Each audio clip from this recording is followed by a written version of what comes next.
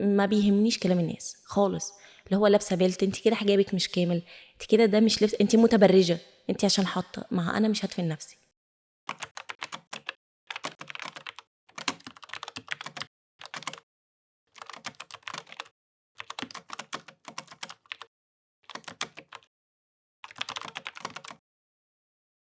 دينا ايه ازيك عامله الاخبار؟ ايه؟ الحمد لله. عرفينا بنفسك. انا دينا، عندي 29 سنه، ام لطفلين، ومحجبه بقالي اكتر من 15 سنه. اتحجبتي في سنه كام؟ هو ممكن في من زمان قوي كده. قوي يعني، انا مش فاكره قوي، بس في اعدادي مثلا. اعتدتي الامر. بالظبط. اه كنت، بس ما كنتش وقتها مقتنعه بيه. احكي لنا بقى ازاي. كان بابايا هو يعني فرض عليا الفكره. بس انا طبعا كنت بشوف صحابي الاصغر مني واللي قدي كلهم كانوا بشعرهم عادي، فاللي هو انا ليه لا ما كنتش زيهم. فمع الوقت لقيت ان انا لا، هو انا كده احسن، وانا كده شايفه نفسي احلى. لقيتي ده ازاي؟ لقيت ازاي؟ لقيت ان انا بلبس لبس يعني يليق اكتر مع الحجاب. بحاول اطول لبسي، مع ان كنت في صراعات جامده جدا مع بابايا. اللي هو كنت بلبس بناطيل ضيقه جدا، بلبس حاجات قصيره، وشايفه ان ده شكلي حلو، وشكلي اللي هو انا لو ملبستش ده هيبقى شكلي وحش. انتي اصلا كنت فاهمه يعني ايه حجاب ولا؟ لا، انا فاهمه ان انا البس ده عشان الناس في الشارع ما يبصليش بصه وحشه، بس كده. دي الفكره. ده كان بابا يعني زرعها في دماغي، اللي هو لازم تلبسي حاجات طويله، حاجات محدش يبصلك بصه مش حلو. فاللي هو انا لوحدي اللي لابسه كده؟ لا، ما هو في ناس كتير تمام ماشيه جدا. في الشارع وما حصلهاش حاجه. بالظبط. فالفكره كانت هنا، وكنت باخدها عند بقى اكتر. بس مع الوقت بقى اقتنعت اكتر بالحجاب يعني، ولبسي اتعدل اكتر بعد الجواز. بعد الجواز جوزتي وانتي عندك كام سنه؟ اتجوزت وانا عندي 25 سنه. يا كل الوقت ده انتي مش مقتنعه؟ مش فاهمه اصلا ايه لا، ده. وعايزه اقول لك ان انا كنت بفكر جديا ان انا اقلع الحجاب عادي. وكان لبسك ايه؟ وكنت متفقه مع يعني بقول جوه نفسي انا هشوف شريك حياتي، هقول له الاول ان انا هقلع الحجاب، هشوف. بس طبعا ده جوزي رفض. قال لي لا طبعا، هو انا واخدك محجبه وانتي حجابك هيبقى الافضل. فقلت له طبعا ان شاء الله وكده. بس هقول لك الحكايه اللي حصلت. انا كان شغلي بعيد عن بيتي خالص. كنت فلما شغاله اتجوزت ايه؟ كنت شغاله اكاونتنت في نفرتاري، مدرسه نفرتاري انترناشونال. طب هما كانوا تمام مع حجابك ولا عادي جدا، لان انا بقول لك ما كانش حجاب اللي هو حجاب. هي سكارف محطوطة على بس شعرك. كده، وانا طب ما انا مغطيه شعري. بس فجت بقى الفكره من ايه، وانا نازله الصبح، كان اول يوم ليا بعد ما اتجوزت انزل الشغل. يعني انا كنت في صراعات مع بابايا، وبحاول اقنعه انه ده كل البنات كده. صدقت اتجوزت بقى؟ صدقت بقى، عشان البس بقى كل بس اللبس اللي انا براحتي بقى جايباه للجواز. اصلا. اصلا حاجات قصيره بقى وجواكت والكلام ده، فاهماني؟ فقال لي لا، مش تلبسي كده. قلت له ليه لا؟ طب ما هو انت واخدني كده، ده لبس، احنا هنبدا بقى نغير بقى في طبعنا والكلام ده. كنت شايفه بقى الموضوع من الناحيه ديت. فقال لي البنطلون ضيق وسعين، مش هينفع تنزلي كده. طب مش هتنزلي خالص. قفشت، وكانت خناقه جامده جدا. انت بس مقتنعة بكلامك؟ مقتنعة بكلامي، بنفسك؟ وده شكلي، وانا شكلي حلو، وانا شكلي مش وحش. بس فبدات بقى البس ايه، البناطيل الواسعه اللي انا جبتها، اللي انا كنت فاكره ان انا هلبسها على حاجه قصيره عاديه. ليه تلبسي بناطيل بس واسعة؟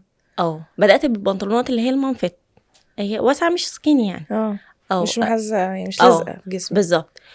وبدات بقى ايه، بقى عندي بنطلونين، كان عندي بنطلونين بس، بدات انزل بيهم كل شويه كل يوم. يعني حسيتي ان تخيلي، الموضوع اريح؟ وبوطي بمشي براحتي بدات بقى البس كارديجنز كده طويله، عشان يعني ما احسش ان انا الناس ما تبصش عليا، لان بركب وبنزل وبطلع، فاهماني؟ الاحساس ده جالك من جواكي ولا من عشان جوايا. خاطر الخناقة اللي لا، اتخانقتوها؟ مش عشان على بصي انا شكلك عناديه جدا، يعني ما بعملش كان حاجه. ممكن تثبتي على موقفك. بالظبط. بس انا لقيت نفسي اللي هو لا، هو فعلا عنده حق. يعني انا تخيلي مثلا انا بركب، وانا بركب يعني اي بنت بتركب في المواصلات طبيعي هتوطي، توطي حد فاهماني؟ هي يعني حد يعني هيبص لها بصه مش كويسه. مش كل الناس يعني بتبقى كويسه، فاهماني؟ فقلت لا، انا هو فعلا كان عنده حق. بدات بقى من هنا. كان بدات ابص على بشوف الانفلونسرز عامه، اشوف مين اكتر واحده حجابها بيعجبني او اكتر واحده بتوسع لبسها، اتفرج عليها واخد افكار. وعايزه اقول لك ان معظمهم ما كانوش مصريين يعني. انا كنت دايما بستلهم الافكار من بره. كنت بتفرج على واحده برضو في الوقت زمان ما كنت محجبه، كانت كويتيه اسمها اسيا، كانت محجبه دلوقتي بشعرها اصلا. بس انا هي دي اللي انا كنت بتحجبه عشانها، وانا يعني كنت بحاول احسن لبسي في المره الاولى اللي كنت متحجبه فيها بسببها. هي دلوقتي قاعده تطرح، بس هو زمان ما كانش فيه محجبين كتير في مصر. فهو فعلا يعني انا بقول لك، حتى بقول طب ما الناس ديت ما هي بره اهي، ومعظم اللي حواليها قلعين، وبالنسبه لهم لا يعني بالعكس ده هي مميزه بجد، حته تانية خالص. انا بشوف كده ناس بقى يعني بالظبط. ليه مثلا ما بتقولش هم احلى؟ مش زي مصر. بالظبط. بس فبدات بقى اوسع لبسي. طبعا كنت لسه ما بداتش بقى ان انا اكون بلوجر او كده، لا، او ما بقاش كل ده لسه حاجه على الانستجرام او بالظبط. او تيك. بدات بقى ان انا اطلع على الانستجرام بعد بقى الولاده وكده، فعايزه بقى اخرج طاقتي. طب وانتي حامل، الحمل بيوحش زي ما احنا شايفين. لا وبيخنشر المناخير ويخلي وشك قد الطبق، وبتتخاني وتعرضي وكتاف وكل حاجه فيكي بتكبر. انتي وقت الحمل ما حسيتيش الطرحه شكلها وحش فيا؟ بس انا بحس الاحساس ده. لا، حسيت ان انا اوسع لبسي. صح، عشان ما بينش بطني، ما تتلككيش. لا انا هوسع لبسي وهو فعلا كده احسن. يعني انا بتضايق جدا من نظره اللي حواليا. يعني لو حد بص لي كده انا بتضايق، فلو انت بتبص فين اهو كده، فاهمه؟ بحاول دايما ان انا اي حاجه بتلفت النظر كده. انا زمان ما كنتش كده، لا انا زمان كنت بمشي انت يعني كله بيبص. ايوه بالظبط، كله بيبص يعني، جت عليا انا بس. الفكره اتغيرت بقى خالص تماما. وبدات بقى ان انا والفكره هنا ان جوزي برضو كان رافض ان انا اكون بلوجر عامه. قال لي هيضايقوكي. قلت له ليه هيضايقوني؟ طب بص بالظبط. قلت له طب تعالى بص، يعني في ناس محجبه كتير ومحدش بيقول لهم حاجه، مفيش ولد اصلا هنا. الواد هيتفرج على طرحتي ليه ولبسي ليه؟ هو ليه الناس تانية. بالظبط. بس فبدات بقى اقنعتيه وبداتي تاخدي الحاجه دي ان هي حاجه انت بتبقي انا بحبها مرتاحه فيها. انا هطورها وهلبسها بطريقتي عشان الناس تستفاد، البنات تستفاد. يعني في كتير قوي كان في كتير زي لحد دلوقتي يعني اللي هو مقتنع ان لا السكارف اللي ورا شعرك. انا شعري على فكره كنت ببين نصه وشايفه ان هو كده تحفه، ومن غيره كنت هقول شكلي عيان. طب لو مثلا دي كانت موقفك، لو في واحده بقى هي فعلا نفس الاحساس زيك بالظبط، يعني مقتنعه بنفسها، بس يعني غير موقف جوزك، ازاي ممكن تفرقي؟ يعني ازاي اقنعها واقول لها لا انتي محتاجه تطلعي خطوه او محتاجه تحسني من لبسك لانه هو الاحسن؟ يعني مش كل الناس اتحطت في موقف مثلا بتاعك، فتقولي لها ايه؟ تنصحيها ازاي؟ بصي انا انصح كل البنات عامه ان هي ما تبداش الموضوع جد كله كده مره واحده واسع في واسع، لا، تبدا واحده واحده. بنطلونك سكيني ضيقي وسعي البسي مامفت مثلا اللي انا بدات بيه مثلا. البسي وايد ليج، هو برضو ستايلش وكل حاجه، ستيب باي ستيب. ستايلش وكل حاجه، بس في نفس الوقت انت هتلاحظي الفرق. يعني عارفه ان هي وانس ان هي اتعودت على الواسع، هي هتمشي في المشوار ده. شعرك جربي اسبوع، جربي 10 ايام، جربي شهر، وبعد الشهر ده شوفي نفسك بشعرك. مش هتحب نفسها يعني، مش هتحب. انا كنت ده. بس في بنات بتشوف نفسها وشكلها مش حلو في الحاجاب، لا ما هي تختار بقى، فهي مش هتقتنع اصلا. لا هتختار ايه؟ يعني مثلا تشوف غيرها، تشوف يعني تشوف حد بتحبه، تحاول تحسن من شكلها قصدك. بالظبط. تشوف لفات حجاب مختلفه، تجرب هي مع نفسها. طب انا اقول لك حاجه، سلفتي هي كانت بتلبس سكارف عامه وشايفه نفسها ان هي شكلها حلو جدا، بس بتشوفني وكده، فقلت لها جربي البسي الحجاب حتى يا ستي، ارميه لورا يعني، ما تضايقيش على نفسك. واحده واحده. عايزه اقول لك ان دلوقتي بدات تلبسه وبدات وبتقول لي انت يعني انا بشوفك ان انت سبب، وبشوفك ان لا هو فعلا شكلي بقى حلو. هو فعلا في بنات كتير لما بتلبس طرحه ورا هي مقتنعه ان هي حلوه، بالعكس بيبقى اللفه المقفوله دي عليها احلى.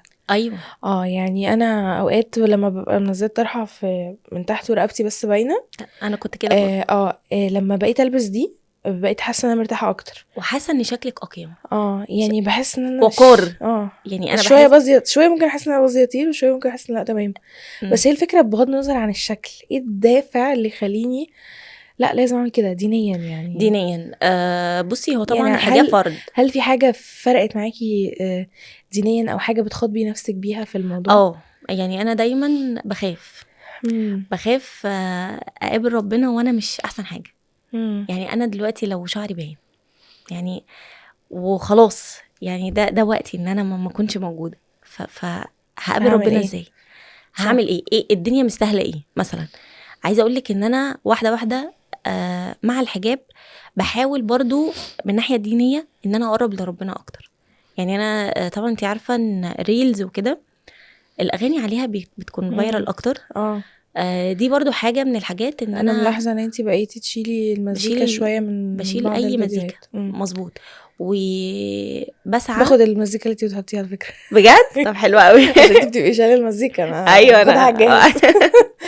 بصي يعني دي حاجه انت يعني بنتسابق بتحاولي كده بقى ان انتي تقللي سيئات وحاجات. بالظبط. انا بحاول في كل حاجه، داريت شعري، نداري شعرنا. في طبعا ناس كتير بتقول لك البلت مش احسن حاجه. طيب انا دلوقتي ماشيين واحده واحده، لما هلبس كله واسع في واسع وامشي زي مثلا بيقولوا لا يعني محتشم قوي قوي قوي، انت عارفه اني درجه بالظبط. انا ممكن اتضايق، انا ممكن امل، ممكن ارجع 100 خطوه ورا، اللي هو لا ده مش شكلي. انا بعمل كده عشان الناس بيقولوا لي فك الحزام، انا مش بعمل كده عشان انا مقتنعه. فانا بعمل الحاجه اللي انا حباها، وعايزه البنات تبص للناحيه ديت، ان هي تعمل اللي هي شايفاه صح. انت بتعملي ده ليه؟ عشان ترضي ربنا ولا ترضي الناس؟ ارضي ربنا بالظبط. واحده واحده توسعي بنطلوناتك، تمام عادي. الغيها. ممكن لا ما تلغيهاش، البسيه على جيب. انا بشوف ده دايما، البسيه على جيب بيبقى شكلها احلى على فكره.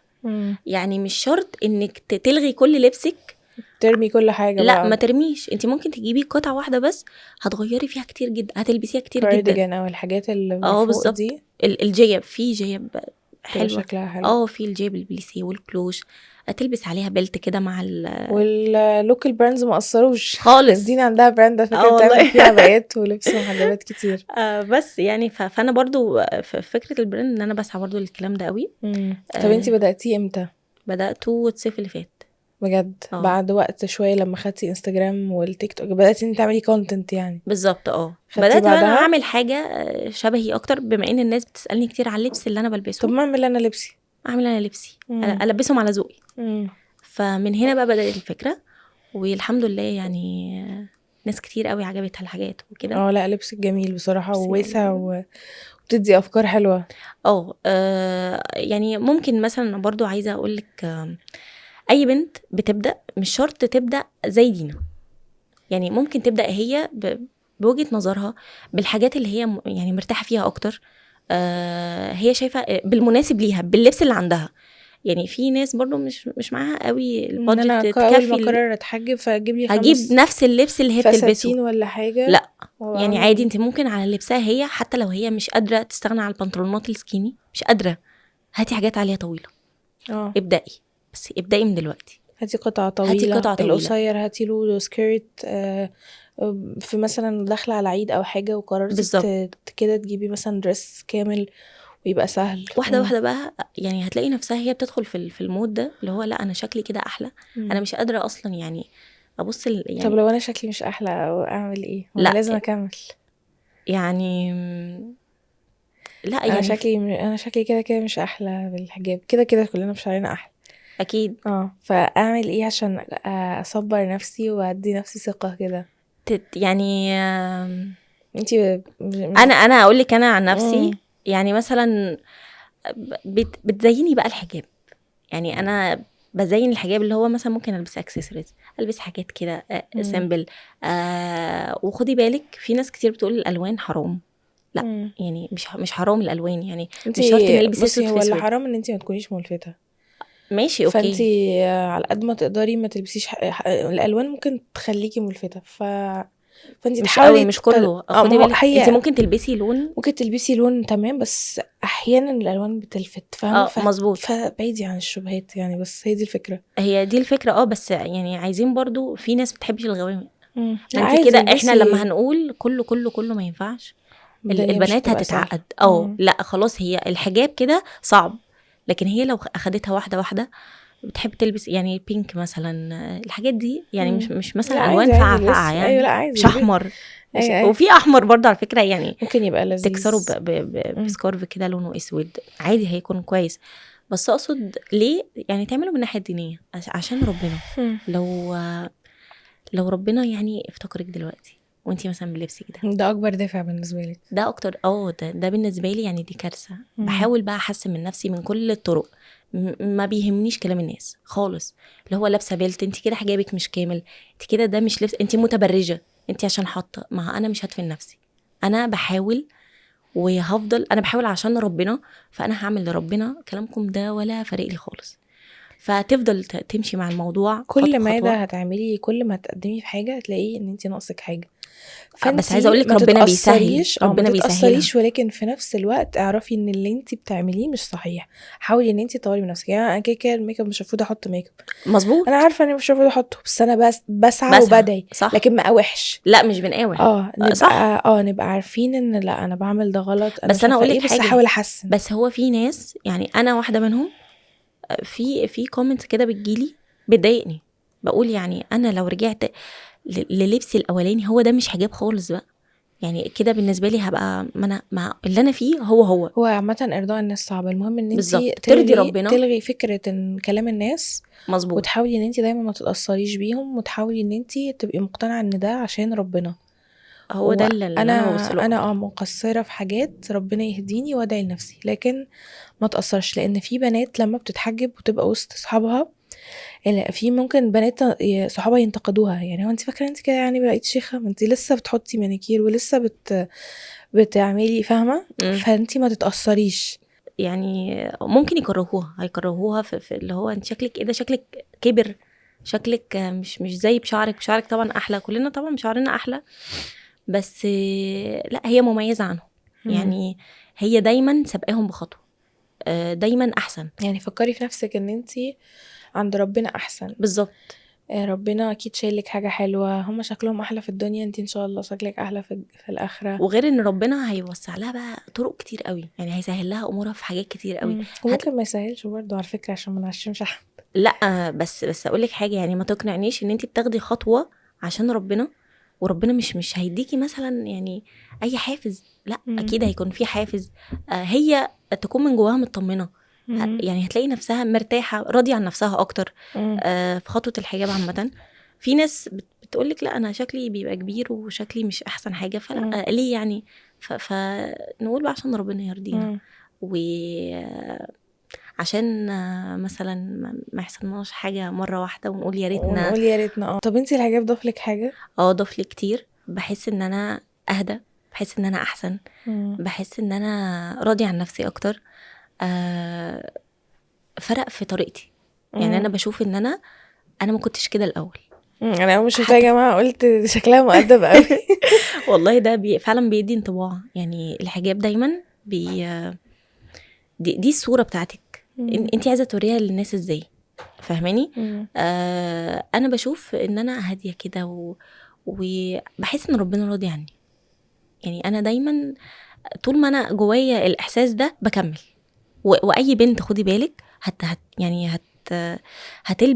تلبس حجاب، توسع لبسها، ربنا بيديها احساس كده جواها اللي هو كملي، حتى لو مفيش اشارات، بس كفايه احساسك اللي هو ايه. لو مشيتي قدام حد كفايه انك لابسه حاجه ساتريكي طويل، حاجه طويله، حاجه مش ملفته، مع ان في زي يعني في الوان ملفته، بس شكلك مش ملفت. هي ممكن يكون لون ملفت، وطبعا ده حرام برضو. يعني الحاجات اللي هي الملفتة قوي دي، الحاجات الترتر بقى والكلام ده، مش معنى كأنه هو بقى حجاب بقى وكده، بس ملفتة. هو على قد ما نقدر ان احنا نخليه شكلنا ملفت. بالظبط. الحجاب نلبس اوسع، نلبس الوان هاديه. لو عندك حاجات قصيره، لو عندك حاجات قصيره البسي سكيرت. ما تصعباش على نفسك، ابدأي بقى بحاجات كده بسيطه، مش شرط تغيري كل دولابك، لانك لو عملتي كده مش هتلبسي اصلا. يعني لا، هاتي على اللي عندك. طب انتي مثلا لو يعني بنتك، انتي عندك ليلى عمر، بنتك لو لما تكبر شويه او من دلوقتي هتفهميها ان هي لازم تحجب؟ انا بفهمها من دلوقتي. هي اصلا بتعمل زيي، يعني هي بتصلي معاكي وكده. يعني حتى عندها عباية وإسدال. عندها إسدال. حاتم لسه جايب لها كمان بوكس كده عشان يشجعها اكتر على الصلاه، في مصليه صغيره وفي سبحه وفي حصاله، بيقول لها كل لما تصلي هحط لك فيه كوين، هحط لك فيه فلوس. فهي بقت تصلي وتتشجع. هي طبعا عايزه الفلوس، عايزه الحصاله تتملي، هي لسه صغيره. مظبوط. بس هي دايما تقول انا زي هلبس زي مامي، وتقلد لبسي بالظبط. عايزه اقول لك ان هي انا مش بحب عليها، انا ما بحبش البنطلونات دلوقتي السكيني خالص، ما بحبش البسهم لها، بجيب لها البنطلونات اللي هي المام فيت. يعني دايما بحاول ازرع جواها الفكره البنطلونات الضيقه دي لا، شكلك كده احلى اصلا بجد. لا انا بشوف هي فعلا مش حلوه يا جماعه، مش مريحه. لا مش مريحه خالص. يعني تخيلي انت لابسه حاجه ضيقه، وتخيلي بقى بنت عندها لازم تفتح الزرار عشان تقعد. انا فاتحه الزرار. لا انت حاله خاصه. ايوه بس فانا بقول لك بجيب لها الجواكت اللي هي الطويله، مش شكلها على فكره حلو جدا، بس بزرع جواها برضو، بس بتفهميها ان في اماكن ما ينفعش تبقى ظاهره. صح. يعني الهاف ستومك ده نوم، يعني مع ان هي صغيره وعادي وسيبيها تلبس. لا حتى بجيب لها البيكيني، ما جبتلهاش اللي هو التو بيس، هو وان بيس. ما هي لسه صغيره. لسه صغيره. بس بطنك ما تبانش. واحده لو حد ما حدش يلمسك هنا. لا ولو حد لمسك تقولي كده بس وهكذا. هتزرعي فيها فكره بس مش هجبرها. دايما اي بنت حد بيجبرها عمرها ما بتعمل الموضوع ده على اقتناع. طب انتي لو كان الزمن رجع بيكي دلوقتي هتلبسيه وقت ما باباكي فرض عليكي انك تلبسيه ولا لا؟ هلبسه. ما انتي كنتيش مبسوطه؟ لا انا دلوقتي مبسوطه، ودلوقتي بندم. خدي بالك انا بندم جدا على الوقت اللي انتي لبستي فيه الحاجه بغلط. لان خدي بالك عشان الوقت ده كنت لابسه. بصي، هو اللي بيبقى في يعني باني حياته على غلط، كل حاجه بيعملها غلط. صح. لبسك هيقربك من ناس معينه، يعني خدي بالك ان انت برضو لو لبسك ضيق وكده هتبقي مع فئه معينه، خلاص يعني دول شبهك.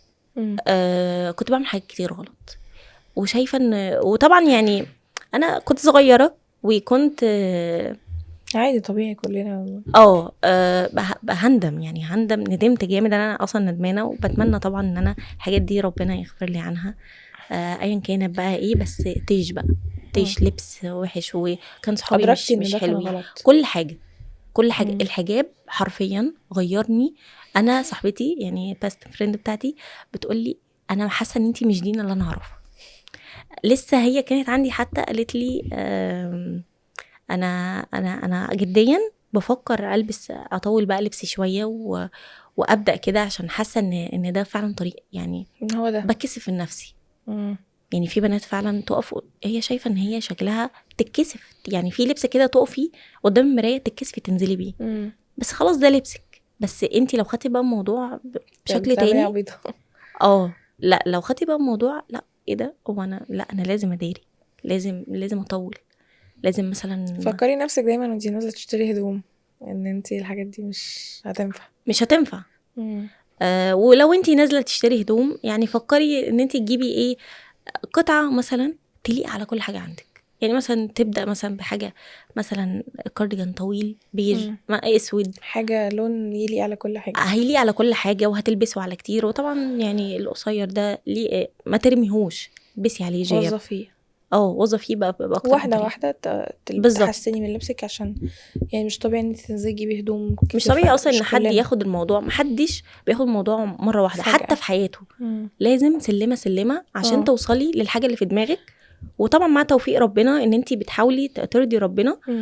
انا عامه لما جيت اتحجب بقيت كل ما انزل اجيب حاجه اجيبها اقول عشان لما اتحجب. حلو. يعني كنت بنزل اجيب قمصان واسعه وحاجات صيفي، كنت انا مقرره الحجاب من الصيف، فقلت انا هجيب حاجات واسعه وطويله عشان لما اتحجب وانا بشتريها اجربها، وكنت واخده معايا طرحه اجرب اشوف شكلي ايه، فاهمه؟ عشان وقت ما البس الطرحه مش هينفع اقلعها، لا ولما هاجي هنزل مش هلاقي حاجه البسها. صح. فانا لازم يكون عندي حاجات ابقى ايه لو هاخد القرار او بفكر فيه، لو في فرصه ان اشتري هدوم فاعمل حساب ان الهدوم دي للحجاب مظبوط. اللي جاي، عشان خاطر ما اقعش في ان انا بعد ما البسها اقول ايه ده شكلي انا وحش ما عنديش قوي، هلبس بقى اللي لا عندي. خلاص هقلعها لما ابقى اجيب بقى لبس. صح.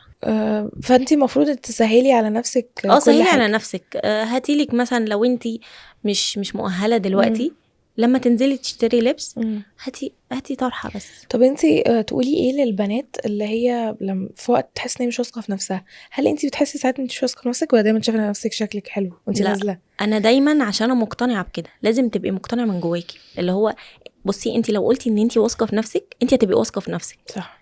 يعني انا مقتنعه بده برضو وعايزه اقول لك اللي قدامك هيشوفك كده برضو، طول ما انتي حاسه باستقلال كده، او ان انتي لا انا عشان لابسه واسع فانا اقل واحده في الموجودين، لا خالص. بالعكس انتي بيبقى شكلك وقور اكتر، بيبقى شكلك مميز عنهم. كفايه ان انتي لما بتعوزي تصلي او بتبقي خلاص عندكم اسدال في جيبه في لا خلاص صح. بتقومي يعني دي حاجه بجد حلوه جدا. وبعدين بحس دايما انه احسن حاجه ان انتي تلبسي بالشكل اللي انتي لو متي دلوقتي تعرفي تقابلي ربنا بيه. يعني انا دلوقتي مثلا هقول لك، انا الحزام ده هو ناس كتير جدا بيقول ان هو بس تخيلي بقى اموت كده ولا اموت وانا لابسه سكين.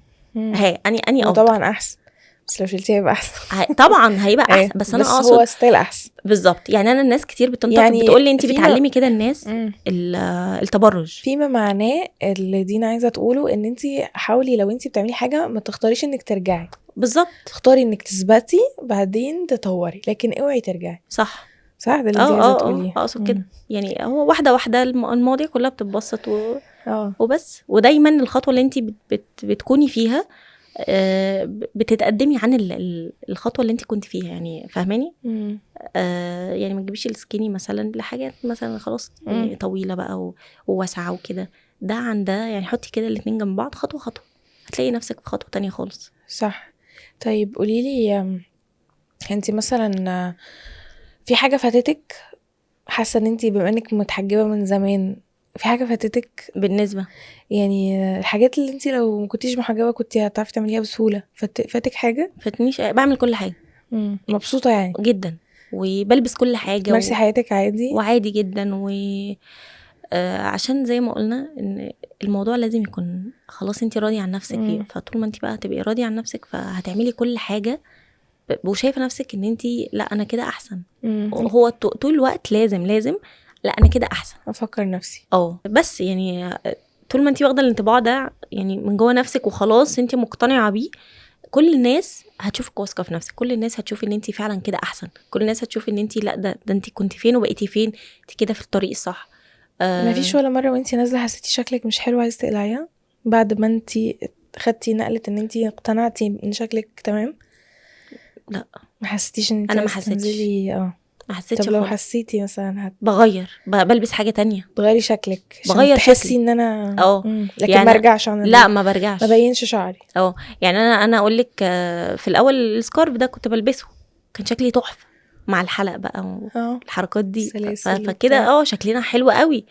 فلما فكرت بقى ابدا ان هو يعني لا ما البسوش بقى، فبقيت البس اللي هي الطرحه ويبقى رقبتي باين، فرقبتي دي كارثه برضو. فلا نلبس حاجه هغطي بس في نفس الوقت الطرحه يبقى شكلها حلو. خلاص هدور بقى على لفه حجاب تليق على وشي.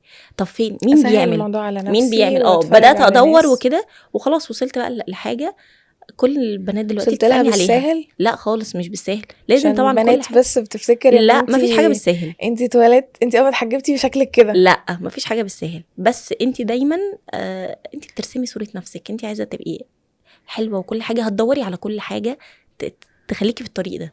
صح. تخليكي حلوه، تخليكي واثقه في نفسك.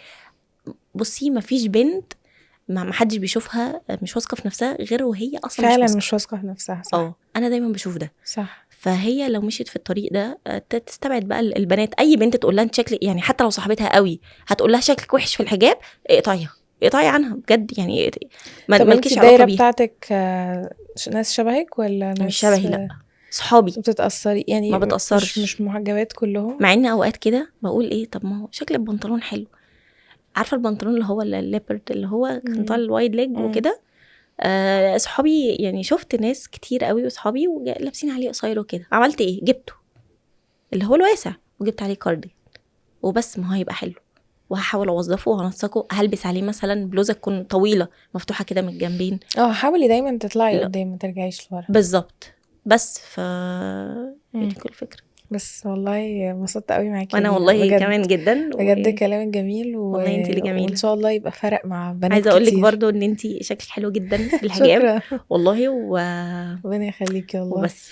ربنا يخليكي. عايزه اديكي هديه من البراند بتاعي وانا كمان، الاسدالات. وانا عايزه اديكي هديه بجد؟ البراند بتاعي والله. ايه المفاجاه الحلوه دي؟